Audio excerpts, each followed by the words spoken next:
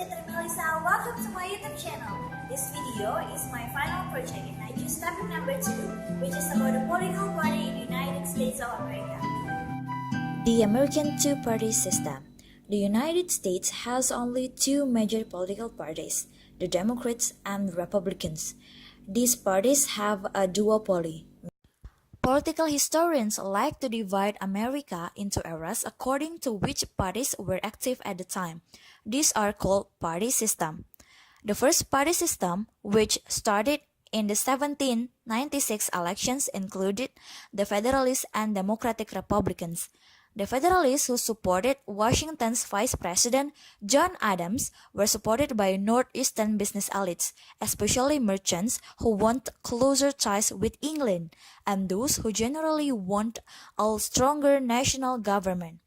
Besides, the Democratic Republican, who supported Thomas Jefferson, were more skeptical of national power, and when push came to shove, favored the more revolutionary French. Ultimately, the Democratic Republicans were way more successful.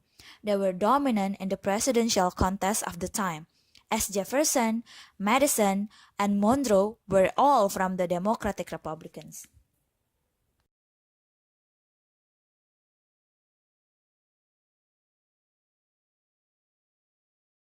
The era between 1915 and 1924 is sometimes called the era of good feeling.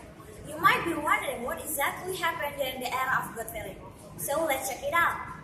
Sadly, the era of good feelings came to an end with the elections of 1824, which showed John Quincy Adams defeat Andrew Jackson in a bitter elections that ended up being decided in the House of Representatives. Jackson, ever the gracious loser, decried the elections as a corrupt bargain and rode this angry sentiment to victory in the 1828 elections. Jackson was a divisive figure in a lot of ways, especially if you like the Supreme Court or Native Americans, but from our perspective, he's really useful because his elections helped to launch the new second party system.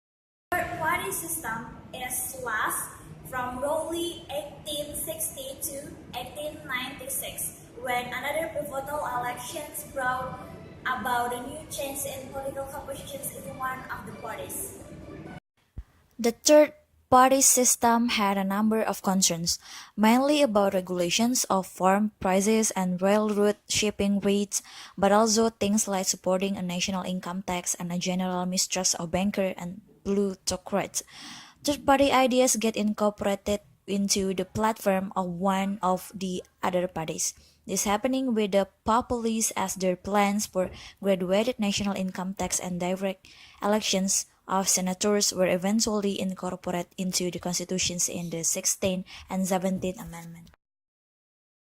The elections of 1932, when Franklin Roosevelt became the president and the Great Depression kind of discredited Republican economic policy, Democrats were dominant in both houses and Congress. And thanks to these advantages, Democrats find another shape in its compositions and its priorities, so the result is the new party system. The Democrats' New Deal policy brought more groups into the party's fold. Support for organized labor and attracted union workers and some socialists and many upper-middle-class intellectuals, including a large percentage of the American Jewish community. The New Deal support for jobs and FDR repeal of prohibitions helped bring urban immigrants, especially Catholic, into the Democrats' camp. The Democrats' acknowledgement that African Americans were suffering especially hard from the Depression's helped shift African American support away from the party of Lincoln. This was a major realignment as black people, when they could vote in America, had until the New Deal vote overwhelming for Republicans. And even though New Deal programs did very little for black people, the impressions that the Democrats and FDR were champions of the poor helped convince many African Americans to vote Democrat.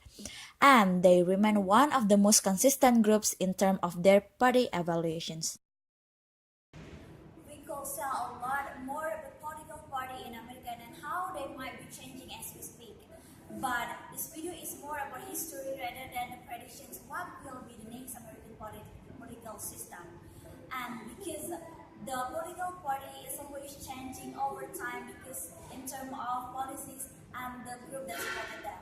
Even though America still pretty much a two-party system, however, the third party are still valuable even though they never win the elections. So, thanks for watching.